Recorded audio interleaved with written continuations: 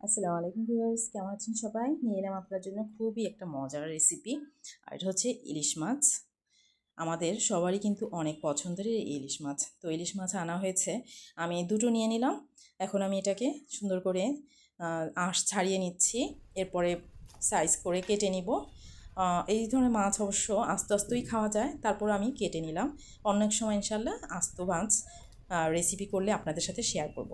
তো আজকে আমি কেটে নিচ্ছি। তো এভাবে কিন্তু মাছের লেজটা কেটে নিলে খুব ভালো লাগে। আমার বেশ ভালোই লাগে এভাবে খেতে। অনেকে দেখেছি মাছের লেজটা সম্পূর্ণটাই ফেলে দেয়, কিন্তু এভাবে কেটে নিলে দেখতেও সুন্দর লাগে মাছটা, আবার খাওয়াও যায় এই লেজটা। বিশেষ করে ভালো করে যদি ধুয়ে নিয়ে ভাজা হয় তাহলে কিন্তু বেশ ভালোই লাগে। অনেকে হয়তো পছন্দ করে না লেজটা খাওয়া। আর এই যে ইলিশ মাছের কিন্তু কোনো কিছুই ফালানো যায় না। ইলিশ মাছের ফুলকা, ইলিশ মাছের ভিতরের যে বড়টা সেটাও কিন্তু খাওয়া যায়। একটু তিতা লাগে, কিন্তু ভালো করে ভেজে নিলে অনেক মজা হয়। তো এই যে আমি এগুলো কাটা হয়ে গেছে। এরপরে আমি এখানে হলুদ, মরিচ, ধনে গুঁড়ো, লবণ দিয়ে ভালো করে মাছটাকে ম্যারিনেট করে নিচ্ছি। লবণ দিয়ে দিলাম। এখন এটাকে এখন ভালো করে মেখে নিব। কিছুক্ষণ 10-15 মিনিট রেখে দিব, তারপরে আমি ভেজে নিব ওগুলোকে। ইলিশ মাছ কিন্তু আপনারা ধোয়ার পরে না কাটলেও হয়, আপনারা কিন্তু না ধুয়েও এটাকে ভেজে নিতে পারেন।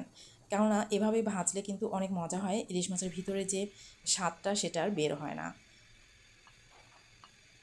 তো এখন আমি এগুলো ভেজে নিচ্ছি, ভালো করে তেলে ভেজে নিব।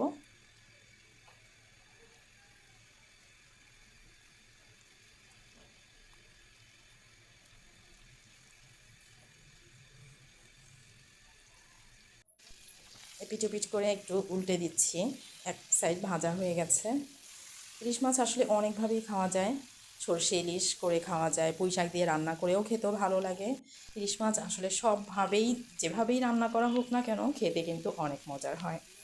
তো এই যে এখন আমি মোটামুটি ভাজা হয়ে গেছে। পেঁয়াজ, কাঁচামরিচ লম্বা করে কেটে দিয়েছি, আর সাথে সরিষার তেলও দিয়ে দিলাম। ইলিশ মাছে কিন্তু অবশ্যই ভাজার সময় অবশ্যই আপনারা একটু তেল রেখে দিবেন। তো এই যে ভাতও রান্না করে নিলাম। গরম ভাতের সাথে এই ধরনের ইলিশ মাছ খেতে কিন্তু অনেক মজার। তো এই যে হয়ে গেল, প্লেটে আমি নিয়ে নিচ্ছি সার্ভ করার জন্য।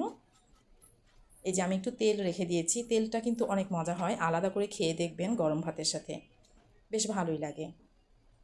আমাদের বাসায় তো এই মাছের তেলটা খুঁজে খুঁজে খায় সবাই।